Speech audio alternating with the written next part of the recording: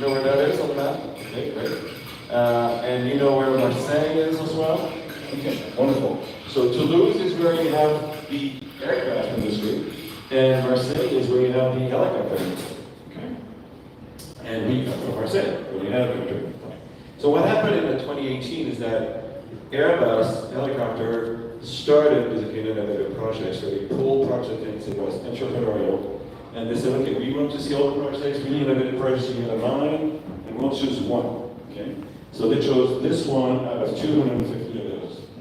And then 2020 arrived, and guess what? Something happened in 2020, right? You remember that? COVID came around, and with COVID came around no more planes flying, remember that? Nothing flying, actually, really. So the Airbus has centered back their activities to their really core business. At this point, they had two choices: abandon the project altogether, or help us create a spin-off, which became Maca. See, you got the whole story now. You can tell your friends about it. All right, so what about products? Well, as you can see here, we're trying to promote, and we're promoting, the first sustainable flying racing car, which is a hydrogen-powered flying racing car.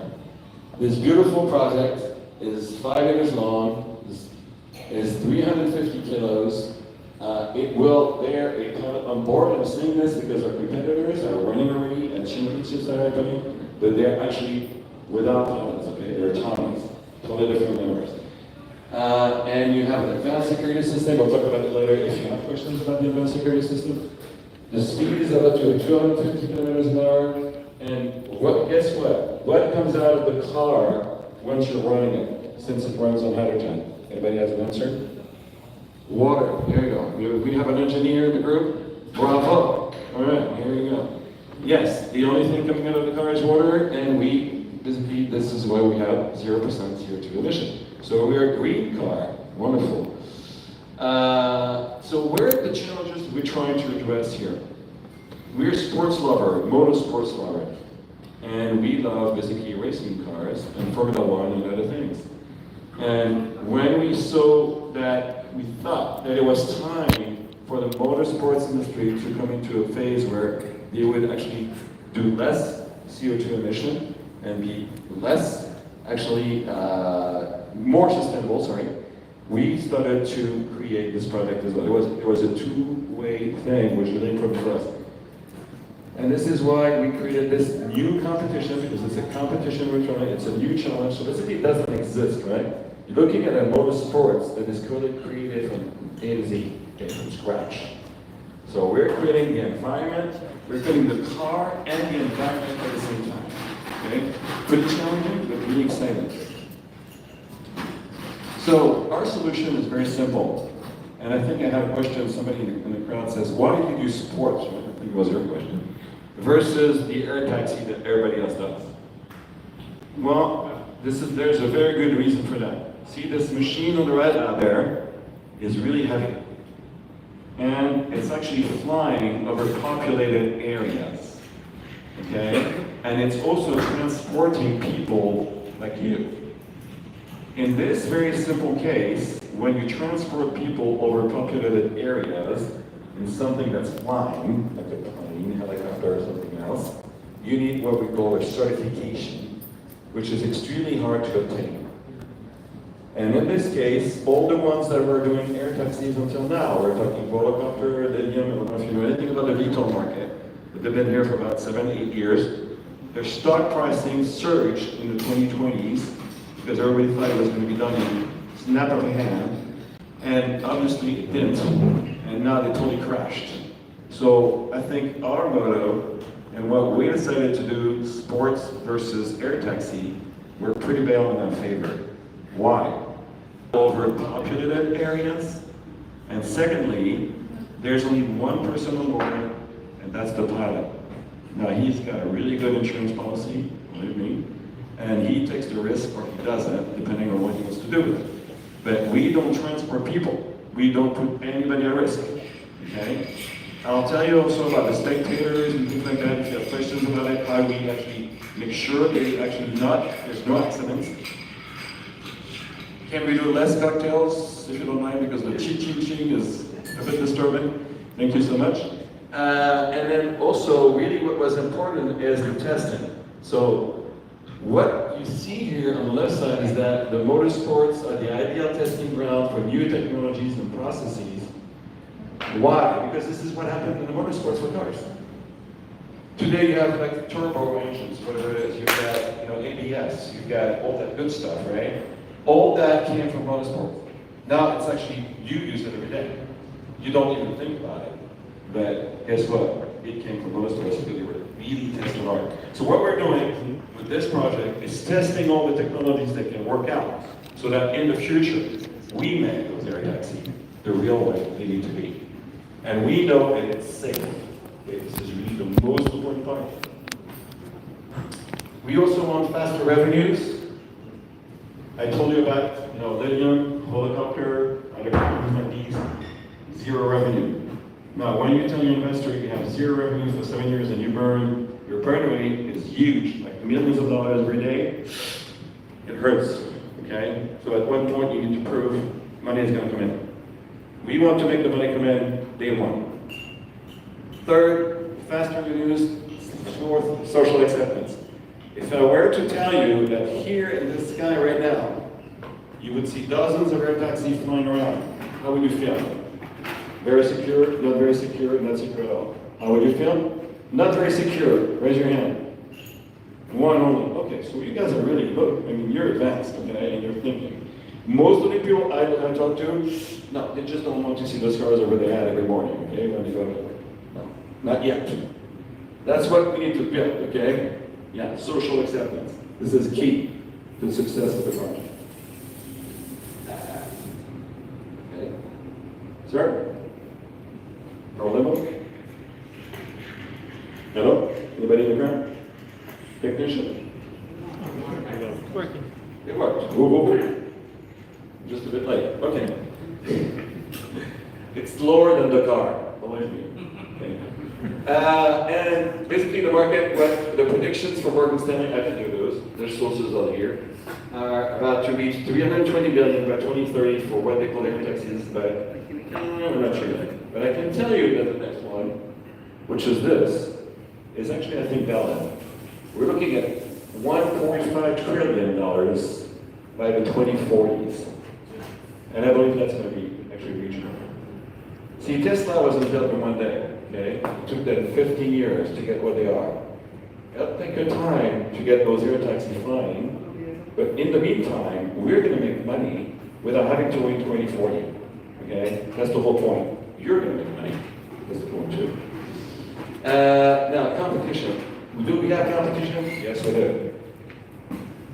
We got two competitors. One is a lot of aeronautics from the Airspeeder, which is great, by the way, I love this project. And DCL area, which is a bit smaller thing, but it's like a fun toy or something like that carries only one person, but it's fun to ride. It's not really competitive because they're not going to do any championships. But the guys on the left are competitors, and they've been starting the whole project for at least, I think they did like 6 years, 7 years, I don't remember. I mean, wow, okay. And they've been running championships for more than 2 years now. So this project is not just a dream coming out of a loony head, okay, thinking he can reinvent the world by itself, or people that think, oh, okay, we can do anything and nothing. No, it's real. Others did it, okay? So for an investor that looks into a project like that, it's not just, okay, I'm investing in the future technology that could eventually work one day. No, we're investing in a project that is already working, as competitors are starting to do it. But really, why do we need competitors? Well, because if you were to run a race for an F1 race with only Ferraris, it would be that fun. Now you got Ferraris, you got basically Red Bulls, you got Mercedes, and you got all the other guys. Now that makes it fun because then you can vote for one team and say, yes, this is the one I want to win. Okay? That's why we actually are co-petition. There's a co-petition within us. We work together, to tell you the truth. Now, their CTO comes also from Airbus. See, this is where you find the great guys. And so we know him very well. He's French, of course. He's in Bordeaux, and he started traveling between France and Sydney, and he would love to actually join the company. Tell you the truth. Now, what do we think we have that's a little bit better than our competitor? The first thing we think is really a big advantage and a strategic advantage is Red Bull. As you know, Red Bull is #1 in extreme sports. I mean, they're #1 in Formula One, of course. Everybody knows that. But also #1 in extreme sports. I've been there to their beautiful offices near London. You could not believe the number of cups I've seen all around the world, the walls. I mean, like up, high, and down. So they're doing, I think, like 200 different sports in extreme sports, and they have cups all over. Okay, so these guys know what they're talking about when they're talking about extreme sports. They're very, very keen on that. Secondly, I told our friends here from Milano that we had a very nice, basically, engineer, which was from DGSE in France. DGSE is like the regulator for air people, okay, air projects. They actually are the ones who certify the projects, okay, make sure they can fly or not. That's the person actually who's in charge of the Maca, who's actually doing the entire thing about certification for us. The entire project will be certified by somebody who really knows what he's doing. And then at the end of the day, H2, hydrogen, really important because this is a new technology. I mean, it's not a technology, but it's basically engineering and energy that is actually giving us the allocation for doing more time actually to be able to fly in a longer period. Okay? If you use only the battery electric, which is the case for competitors, for example, this whole thing can run about 10-15 minutes because it's heavy and you need a lot of power. Okay? So if you're going to grow the battery because you need more power, then it's more actually the load is bigger. So as much as the load is bigger, then we get the same issue. Okay, how do I make the load not as big, but actually run a bit longer and at the same time? With hydrogen, you can achieve that. So I'm actually the CEO, as you can tell. Denise is our CMO. She's been working in marketing for more than 20 years. And Xavier is our CTO. Like somebody asked earlier, where did our engineers come from? Well, they all come from Airbus, of course. Nicolas, Gauthier, Darlene, Alexandre. These are French first names. As you can tell, here are all the teams from Marseille at Airbus. So the roadmap, we actually created in Q2 2019 the demonstrator scaled by 1/3. The full-scale demonstrator, we hope being able to make it by Q1 2025. That's not that far, that's 6 months from now. And basically to be finalized the prototype by 2026. Okay? To make sure that we can start the championships at 2027. I like the fact that Lada is leading the way for us because they're already doing test outs and tryouts.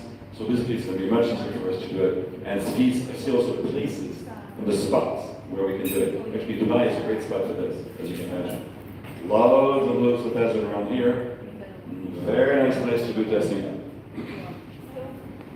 Okay, so let's talk a few seconds about the business model. How does that work?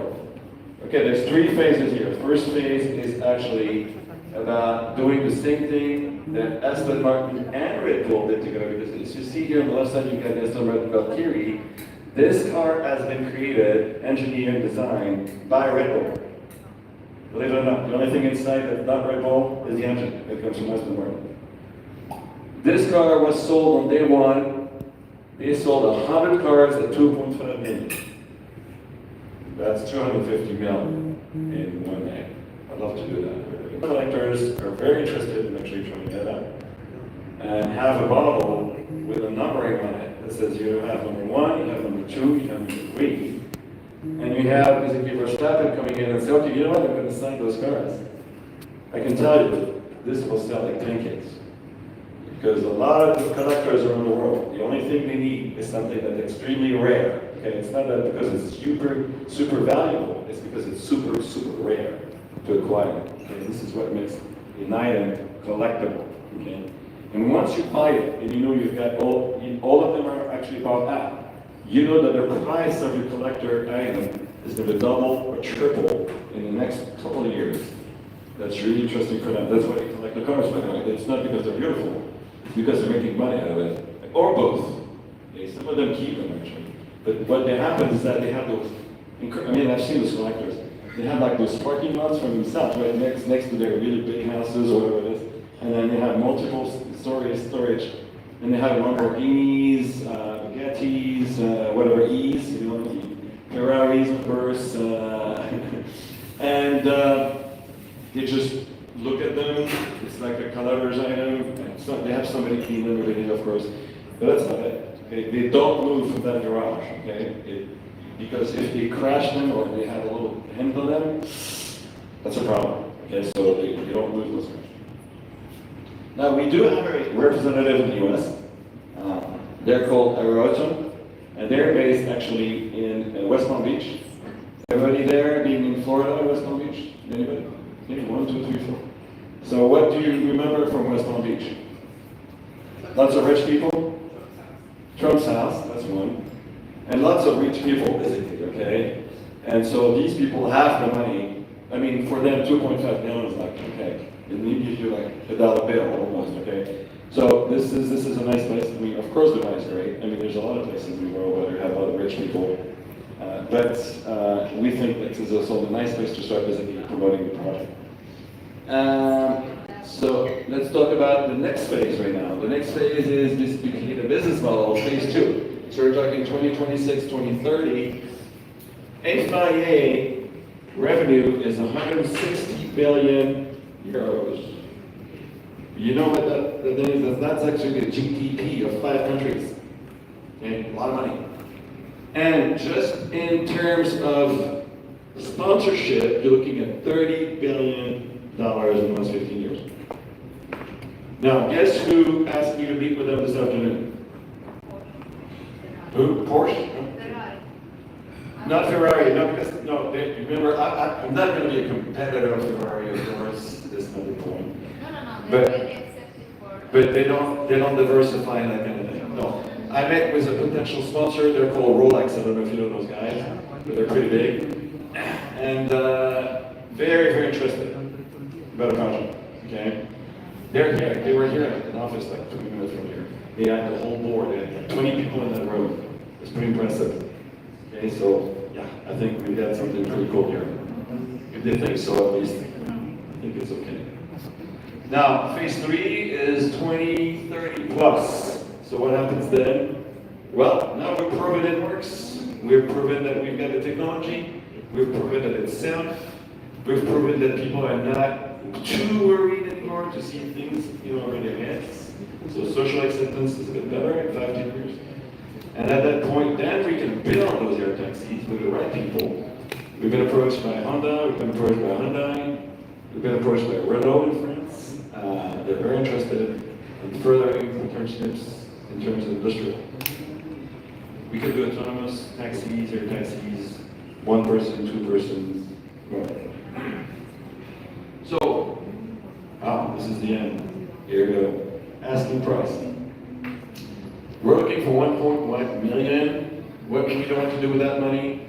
We want to finalize the Scale 1 demonstrator to deliver it early 2025, hopefully, and launch the sales and marketing campaign and marketing communication.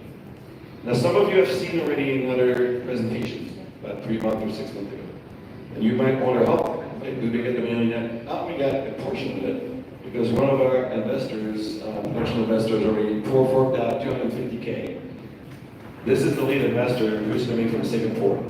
Okay, it's a family office, and usually this is the kind of investor we like to talk to. I'm going to be honest with you. Okay, we're not looking to work with I know maybe some of you are VC funds. I appreciate it. Wonderful, great guys.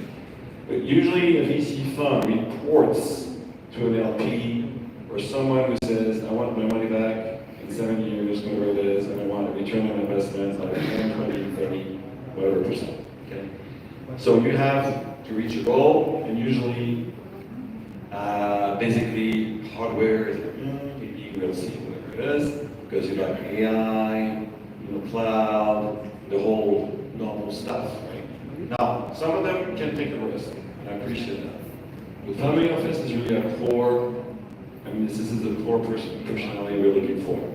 Because they invest their clients' money in really great projects, but they don't care if it's AI or cloud or hardware. All they want to make sure of is that something that's going to grow rather quickly with no too much risk. Okay? With 1 million, risk is pretty low. That's what I would think. And basically, that 1 million, like I said, is going to be used to just start the development, get the prototype ready, so we can go to the phase where we are going to phase 1 here, which is the business model explained here. Okay? So I explain every time because people think, okay, what are you going to do with only 1 million? This is not enough. I know yesterday I was also presenting this video to the French Tech here in Dubai. We had investors, really nice people, and the guy said, oh, you might want to need $1 billion to create that car. Now, I don't know if he knows how to count, but $1 billion you can create a lot of cars, let me tell you that. But he thought it would be so enormous that you need so much money. Well, no, you don't.